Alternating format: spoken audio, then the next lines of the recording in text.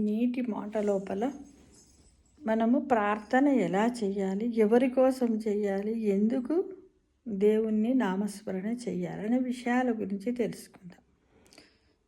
దివ్యత్వము జీవనానికి ఆధారం.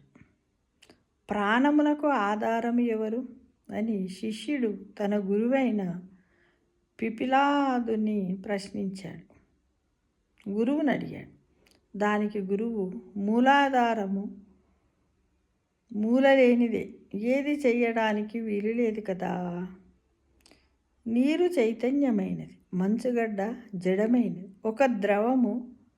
ఒకటి ద్రవము మరొకటి ఘనం. ఏది మంచుగడ్డనేమో ఘన పదార్థము, నీరేమో ద్రవ పదార్థం. కానీ ఐసుగడ్డలో ఉన్నది కూడా నీరే.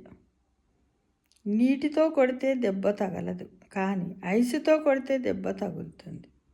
దీనికి ఆ శక్తి ఎక్కడి నుంచి వచ్చింది? అతీతమైన చలిగాలి సంపర్కము చేత నీరే ఘనంగా మారిపోయింది.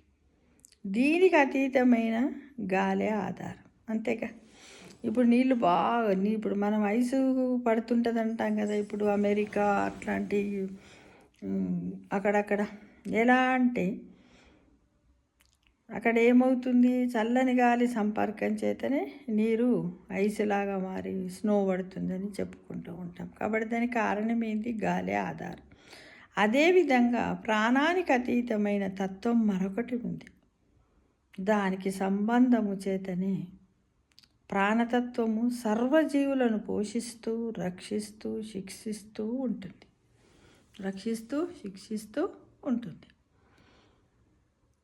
ఆ అతీతమైన తత్వమును పదములలో చెప్పడానికి లేదు.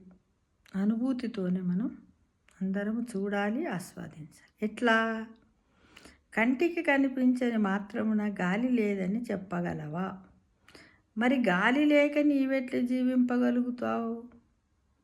మొట్టమొదట నీ తృప్తి కాదు, దైవ తృప్తి కోసం పాటుపడు. నీవు నీ కోసం దైవాన్ని ప్రార్థించటం అలవాటు చేసుకున్నావు. అదే స్వార్థం. దైవం కోసం ప్రార్థన చెయ్యి, ఆయన తప్పక అనుగ్రహిస్తాడు. మనం చూడండి, ఏదైనా చూడండి, మొక్కుతూనే ఉంటాం. దేవునికి ఒక దండం పెడతాం, నాకు ఇది కావాలి అది కావాలని అడుగుతాం.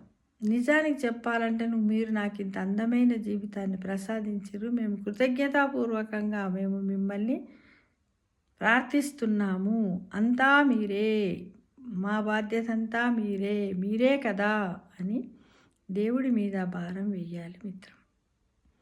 అదే మనకు నిజమైనటువంటి ప్రార్థన. కానీ దండం పెట్టి కొబ్బరికాయ కొట్టి నాకు ఇది కావాలని అడిగితే మాత్రం స్వార్థం అనే విషయాన్ని తెలుసుకో మిత్రమా. ఎప్పుడు ఏది కావాలా ఏంటిది అనేది భగవంతునికే తెలుసు. అప్పుడే ఇస్తాడు. మనం మొక్కినంత మాత్రాన, ఇమ్మని అడిగినంత మాత్రాన ఇవ్వగలడా మిత్రమా?